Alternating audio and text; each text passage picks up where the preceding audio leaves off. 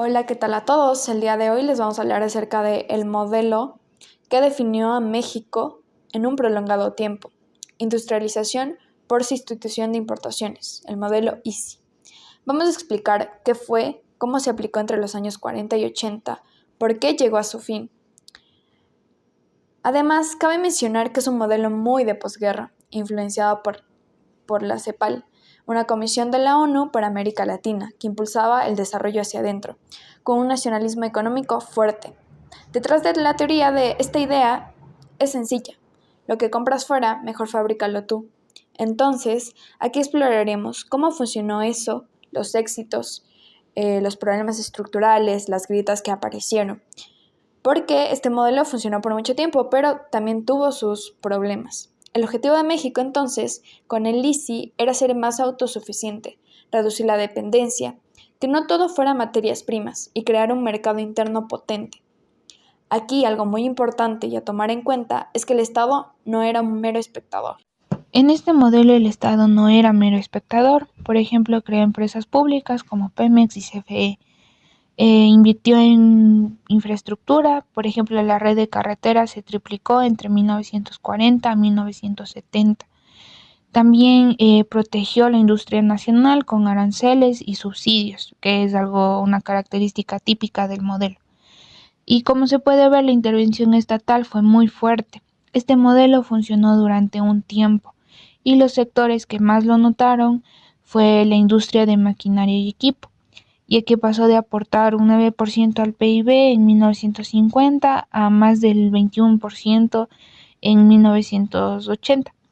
También favoreció a la industria ligera como el textil y aquí se fabricaba el famoso calzado Canadá.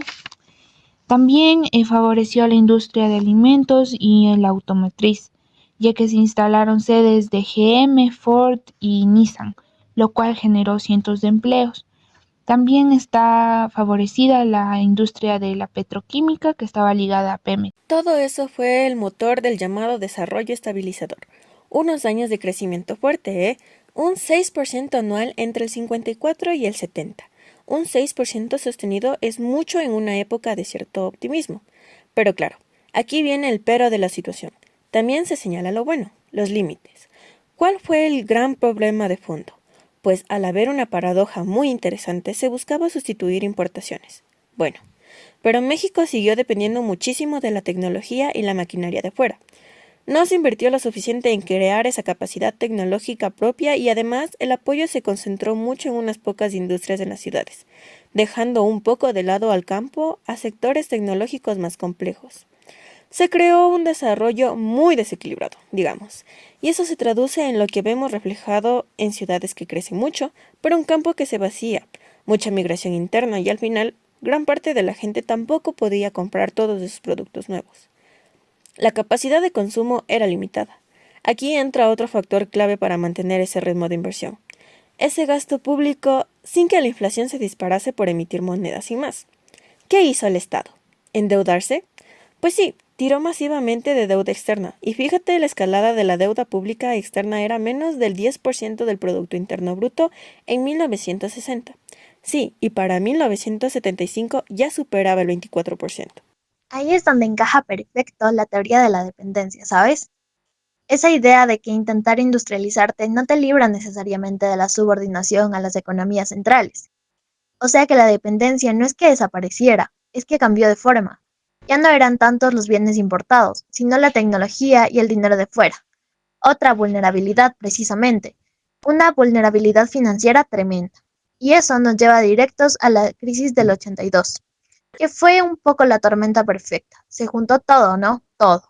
Tenías un peso que llevaba años sobrevalorado, fuga de capitales porque la confianza caía, los préstamos internacionales se pusieron carísimos por las subidas de tipos de interés en el mundo y para rematar, el petróleo, la caída del precio del petróleo.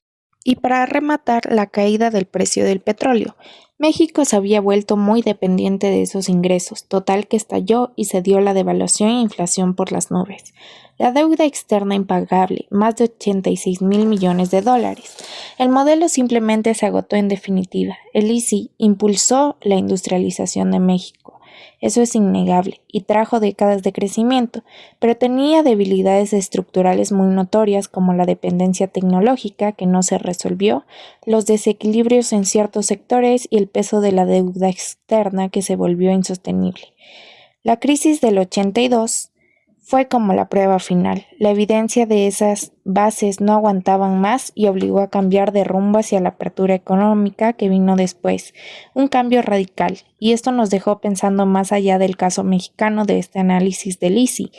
¿Qué lecciones podemos sacar sobre ese reto enorme que tienen muchas economías? El reto de conseguir un desarrollo que sea equilibrado por dentro y autónomo respecto al exterior y que sobre todo sea sostenible a largo plazo.